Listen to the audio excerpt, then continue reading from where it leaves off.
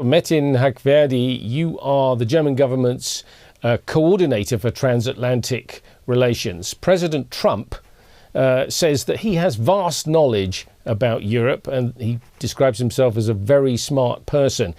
Is he someone that you look to for advice on how Europe should be conducting its affairs? I wouldn't describe it as looking for advice. No, the United States is a very important partner for Germany and Europe, generally speaking. But of course, we decide on the fundamental issues on our own. And for that, no, he's not one of the biggest advisors. No.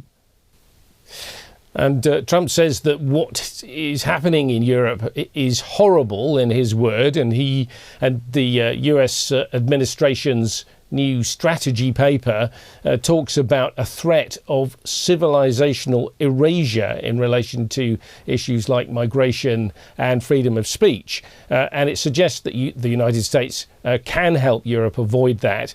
Chancellor Merz says that he doesn't see the need for American help to save Europe. But would you say that it's legitimate for the United States to make these kind of comments, or is it in fact unhelpful?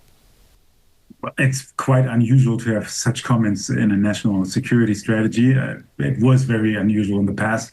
And I think one has to not only see at the national security strategy, but also at other public appearances of the president. For example, also on the vice president, for example, at the Munich Security Conference. I think we have, on a daily basis, we have to manage not to over-listen to the loud noises from the White House, but to see very soberly on our national interests and the overlapping interests of Germany, Europe, and the United States.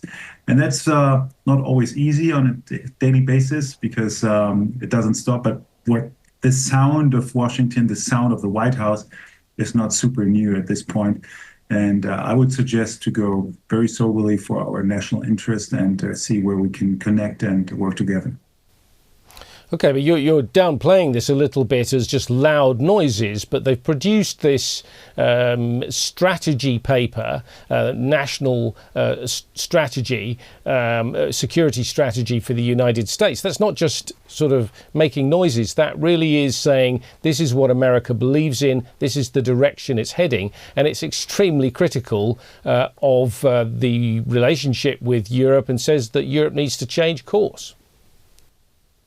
As I said, the loud noises of from Washington are not that surprising. We have a different situation, not only with the election of Donald Trump and his inauguration in January, but also with the attack of the Russian Federation on Ukraine in February 22. And we've changed a lot to that point. So yes, it is true that Europe has to amend to this situation. Germany has changed a lot. As you know, we amended our constitution to spend much more money for security. We have a debate in Germany about the sovereignty of Europe, all over Europe. And we are acting, when you see that, towards Ukraine with a coalition of the willing. So a lot of things have changed because of the challenging situation outside. But our domestic politics is kept to our domestic politics. So that's why for our interest, it is very, very useful to still work together with the United States as good as possible. Well, indeed. But aren't you alarmed then when you hear Trump saying, as he did in his latest interview with Politico, that he's even raising doubts as to whether Europe will continue to be an ally in the future, because he says that European countries might change their ideologies, as he put it, under the influence of immigration. How concerned are you about this kind of talk? So, as I said before, I'm not concerned about the talk at all. This is the rhetoric from the White House and from the vice president also that has been going on for a long time, and that is very concerning. But at the same time, we must not attend every single time this kind of communication is appearing to the particular instance. We have to look to ourselves and ask ourselves, what can we do to adapt to the new situation? And we are very alarmed. We are very alarmed because of the global situation. And because of that, we amended the Constitution. We will spend over $1 trillion in the next 10 years for our security.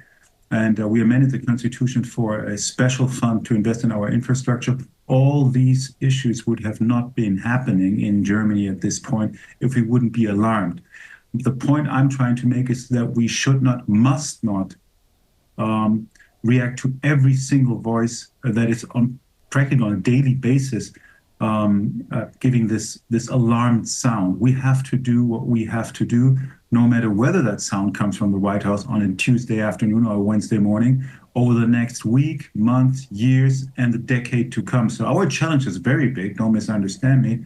We have to do a lot, but this doesn't change with individual interviews on a daily basis. We are under pressure. We have to do our homework to be more sovereign and to take care of our own security. And time is an issue, so we are under pressure. That's true. Right, so that's clear. I think I understand you. You're concerned, but you don't want to react with alarm every time the White House makes these kind of noises. But let's look at this new security strategy that was released just a few days ago. Some leading politicians here in Germany have said it could have been written by Vladimir Putin or the far-right AfD party. Is that how you see it? I see it in greater parts, the parts you probably refer to as domestic politics in the United States. If you look at migration and other issues, that is not really relevant for our security cooperation with the United States. And obviously, also, folks at home are addressed with this national security paper. As I said before, and we are doing the third round now, I would not be disconnected to our common interest. And our interest is to secure our country, to invest in our security. And the United States has a greater part in that. As you know, we spend a lot of money in the United States to buy hard security, big machinery in the future and now. So this is what we really have to do. How can we support Ukraine tomorrow, that it's going to be a just peace? And how can we enable our armed forces to take care of our security in the future? That is much more important than to analyze papers that are in greater parts be addressed to a very critical interior domestic debate within the United States. Right, and yet the government here in Berlin says that it does accept some parts of this strategy, in particular the idea that, as you mentioned, Europe needs to do more for its own defence and that it needs to reduce dependency on the United States. How far can Europe reduce dependency on the United States, do you think? Well, now I'm doing this for the first time now. I would consider the art is to put that pressure, to be that eager to change this, even if we do not have those interviews from the White House, even if we don't have those papers, on a daily basis for the next years to come. Because this is an issue that will not be solved by next weekend or to the end of the year. This will take a longer effort within the European Union, within the Europe generally speaking, our allies and friends on the continent. And we have to be up to par now for the next at least 5 to 10 years, at least, to become more independent and to spend money for our security. And we've done this. We should have done this a lot earlier. That is true. But now we are where we are, and we have to do what's best for our security. And with all the alternatives, what's happening within the White House, our alternatives are basically the same. We have to get much better in investing in our security. Right, and if we look specifically at Russia's war in Ukraine, Donald Trump, again, in his latest interview, saying that he thinks, for instance, Kyiv should be holding elections right now, and he also thinks they should be ready to cede territory to Russia. Do you think those are the kind of interventions that are helpful and supportive of the Europeans' efforts? I think formally nothing is wrong with elections and democracies, but practically our main issue is our security structure basically stopped to exist in February 22 when Russia attacked Ukraine. And all peace talks or procedures that will lead to a peace, hopefully, or even a ceasefire, must have, for us, for our interest, have to have an end where we have a new sort of security infrastructure, a new security structure that would be not only a just peace, but a sustainable peace. So you can name it security guarantees or whatever, however you describe it. We are interested in a stable structure afterwards. And that's why we're supporting Ukraine so much on this point, not only because we are in solidarity with the people of Ukraine, but also because of our own security interests of the future. If this peace or ceasefire would go the wrong way, we wouldn't have a better security situation for Western Europe, Central Europe, and Germany particularly after that. So that's why we are in our own interest supporting Ukraine, not only because of Ukraine, but also for our own security interests. Yeah, but again, it often seems as if Washington is sort of tipping the balance back in favour of Russia when it comes to the war, and you just, at least on the rhetorical level, I know you said you're relaxed about that, but is there anything that you could point to as leverage, or what arguments can be used to bring the United States closer into line with the way that Europe sees this problem? Well, we are supporting Ukraine for our own interests, as I said, and we actually do have the help of the United States. We are buying weapons that will be delivered later to Ukraine from the United States at this point, and there are weapon deliveries from the United States directly to Ukraine even at this point. But we are seeing this change in the foreign policy of the United States, definitely. But that doesn't necessarily mean that there will be a ceasefire or a peace that will lead to more aggression in the future.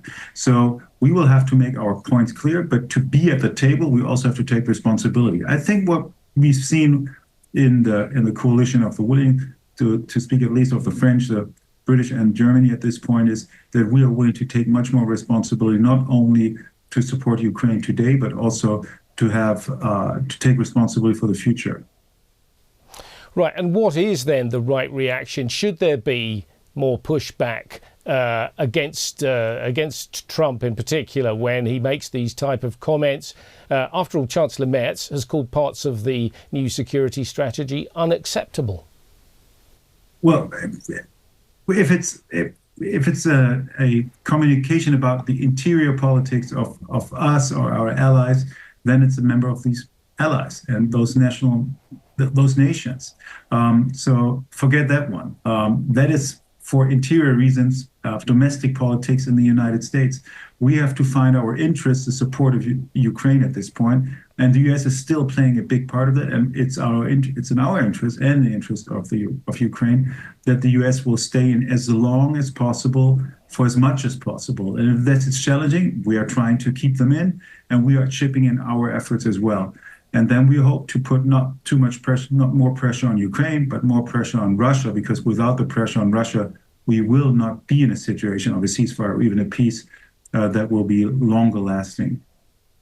I mean, finally, you use the word ally. I suppose you do still see the United States overall as an ally, but how good an ally is it likely to be in the decades to come? Has this paper, this security strategy, diminished the United States' influence in Europe? After all, we've got European politicians saying, thanks very much, but we can deal with our affairs on our own. The national security strategy didn't change anything. Everything in there is not new. So we are having this debate at least since the re-election of Donald Trump, probably before that, with the attack of Russia on Ukraine. We have to invest more in our security, and we have to be more autonomous and more sovereign with our security. That hasn't changed with this paper, and this will not change in the future, even if there would be a different president in the United States. For example, there will be midterm elections and presidential elections in the future in the United States. Even if a Democratic president is coming back, the task will be still the same for us, Germans and Europeans. We have to take care of our own. We must have to have this focus on ourselves and what we can do. It's very interesting to talk about domestic politics in the United States, and in the next election cycle, it's going to be super interesting what's going to happen in the United States. But that doesn't make a difference on the ground in Germany. We have to invest in our security. And that's a big change for us. It is a big challenge. We got used to the situation that others would take care of our security in our continent. Now we take it in our own hands. It's a big challenge, and we have to focus on ourselves. As a task is big enough. In a couple of words, if you would, how would you describe the state of relations between the United States and Germany and Europe right now? We have very intense relations. We have economic relations. On the security side, we have very big relations, not only to the White House, but with hundreds and thousands of companies in the United States and from the United States and Germany. We have cooperation with several states. A lot of states are eager to get foreign direct investment from Germany and the other way around. Our relationship is very, very tense. The overlapping interests are very, very big. We have a lot to lose in our relationship to the United States, but we also have a lot to win for the future. We shouldn't focus. It is very important what's happening in the White House, but we should not focus only on that one, but on our own national interests and our overlapping interests through the Atlantic. And we can still win a lot for the future. Metin Hakverdi, German Government Coordinator for Transatlantic Cooperation. Thanks so much for joining us on DW. All right. Thank you. Bye-bye. Mr. Mijatovic, we're talking about the new United States security strategy, which was released just a few days ago, and it contains quite a lot that has caused consternation on this side of the Atlantic. Leading German politicians have called this document an existential threat for Europe and said it was written as if it came from Putin and the AfD. What's your assessment? Well, Mr. Young, hello. First of all, the paper seriously has some messages that we have to think about. There is certainly some expressions in there that we are not really familiar with. We are not used to have the United States of America to be opposing European politics that harsh way. To see this kind of a narrative spreading that Europe wouldn't be able to handle its own continent, it's not that new. There has been some challenges on that always, but on the end of the day, we are an emerging market. We are one of the largest markets in the world, and maybe this is seen as a threat to the current president of the United States. But for sure, the paper has some content we have to talk about. Yeah, in fact, the German government spokesman said that they agree with the analysis in many respects, and they share the fundamental idea that Europe needs to think more broadly about security, including about reducing dependencies. Do you think Germany and Europe can reduce their dependency on the United States, and how far? Well, dependencies is become an issue in the recent years.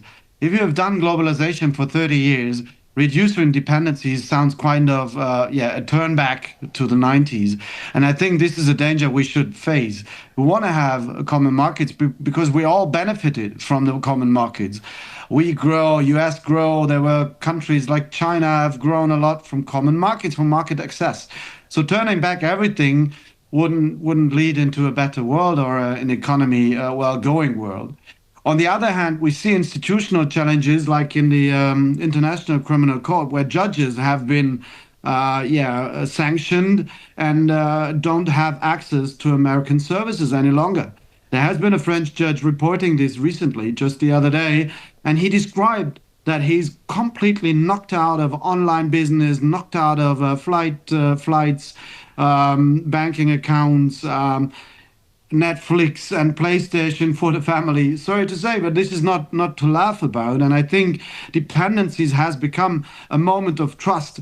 And the more harsh words we hear from the current president of the United States, the more we think, well, it's a good idea not to be relying on him. Yeah, and if we look at the question of defence in particular, the Trump administration wants Europe to take the lead on its own defence. Is that realistic? Can Europe defend itself? Yes, Mr. Young, we can defend ourselves. This narrative of the United States helping out in Europe has been happening for 150 years. And I think the changes today are that large that we are able to defend them. But the idea of the North Atlantic Treaty was to help each other, to stand together as democracies, and to commonly challenge or commonly fight any challenges, any threats that happen to the alliance. If that is cancelled now in the one way, then we end up in a discussion that doesn't make the world a safer place. That's my take. Defense is also a question of how close is the threat to yours. I know that Alaska-Russia border is far away from Washington, but for us here in Europe, the threats from Russian Federation do not only harm Ukraine today on a daily basis, attacking housing, attacking schools and clinics all around the place, but also are hybrid threats to our democracy and free society in Europe that we see daily. The threats with drones on airports, etc., happen in European capitals and not US American capitals. So basically, maybe we are closer to the threat than the US president is. So looking at the war in Ukraine, Donald Trump says in his latest interview that Kiev should be holding elections right now and that they should be ready to cede territory to Russia. Do you think these kind of suggestions from the American president are helpful? Any suggestion is helpful that opens dialogue, and the dialogue with Putin is something that Kiev cannot make possible. They have offered many occasions to have the dialogue with Putin and Moscow straight, but that didn't happen. So any suggestion that opens the dialogue is good. But having finishes without the Ukraine is something that I cannot imagine as a durable or sustainable peace. We have to see that these countries will live in neighborhood forever, and this neighborhood needs to be secure. And Ukraine has had security guarantees when they hand over their atomic weapons in the 90s, 93 it was, I think. So these kind of guarantees are a lack of trust, if you ask me. So we need better guarantees from the international community. Any suggestion is good to open dialogue, but it's not the end of the talks. OK. Coming back to this strategy paper, the document talks about the threat of civilizational erasure, as they call it, in relation to things like migration and free speech. And it suggests that the United States can sort of help Europe to avoid these problems. You know, is it legitimate, in your view, for the US to put forward these views in this form? Or do you think it could have an undue influence on these sensitive debates? We have been working on the European Union for nearly 80 years now, and we have been really doing a tough job getting closer and overcoming nationalism and warfare in Europe. This continent hasn't experienced a war within the European Union in the last 80 years, and that is a good message. So we are prepared for what is coming up in the next 20 years. Going back to nationalism for us in Europe is a question of existence, because it has shown that it ends up in brutal wars, and we don't want to go this way. So we fight nationalism more differently than maybe in other parts of the world. So having said that, I don't see in the paper this like Europe would change its face within 20 years. I hope we'll enlarge Europe and we'll include Ukraine, we'll include the Western Balkans within the European family, because the European Union family is a question of peace, a question of market access, of social welfare for all 500 million people in Europe and European Union. So for us, in 20 years, this is the change of face that we want to have. What I've seen in the US is a change of face in the last couple of months, which is very dramatic and which I fear loses some values that we shared in the past. I mean, this strategy paper says that it appears to blame the European Union for undermining freedom and sovereignty in European nations. And in this latest interview, Donald Trump's been talking about, he says the European leaders are weak and they're trying to be politically correct. What's your response to that? I mean, do you find that shocking coming from a United States with its democratic traditions? Well, I'm used to have every day a new take from Washington in the past 8 months, 9 months. Actually, I'm no longer shocked about the words. The way they deal with the press, the president, the current president himself deals with the press, especially in the last couple of weeks, shows who is rude to his, let's say, liberties and constitution. Here in European Union, I would say we have found a good way of working together, of living together, and I don't see the threats that were opened in this strategy paper. Just to give you one example, if there is rules, especially in electronic services, in the social media and in the distribution of the market to several platforms, then we have to say these rules are made by democratic institutions. These rules are there to have a framework, a stable framework for every competitor in the market. And if Mr. Musk doesn't follow these rules, then he has to take the consequences. This is normal. I remind the US on Standard Oil in the early 20th century, and we can go on in the 90s with Microsoft. Guys, this is the market system we have. If the framework is breached, then we have consequences. Mr. Musk is facing them now. I see that he's yearning for the money that he will have to pay, but I don't see that it is an unfair case. Right, and what then is the right response? Because some people have said, well, this is really just a difference of wording or a difference of emphasis. Do you think the German government, for instance, should be pushing back harder against the Trump administration, or would that be counterproductive? Well, this current president is elected for another 3.5 years. So we have to see what the American people think is the best for them. They have the first reactions on this second Trump administration in their well-being, on pricing, in the country itself. If you like to take the split in your country as far as possible, then you may be fine with this administration. But if you see that this threats now to Minnesota, I mean, to go for an entire group of migrants and blame them like the current president did is not really honorable, to be very honest. To go for the German government more harsh on the reactions, I don't think that this is helpful, because the people see themselves what this current president is doing to their own country. Finally, Mr. Mijatovic, how would you describe relations overall between the United States and Europe right now? Do you see positives despite these differences? Definitely, we have a strong relationship with the United States. I just come from a meeting with an exchange student. He's 17 years of age. He's doing a year overseas. He's going here to school. He's living in a guest family, and he's very happy with this decision. And we're talking about these political things, and he said that is something that is above my life. My life is now doing my school and having friends here, playing soccer here, following up American football. Well, that's light at night, I know, but sometimes we talked about that. So there's a lot of things we have in common. There's cultural exchange. My wife and I, we've just been to the United States on a trip last year. So basically, these things are ongoing, and I think this cannot be ruined by one president only. Boris Mijatovic, a member of the Bundestag for the Green Party, thanks so much for joining us. Thank you, Mr. Young.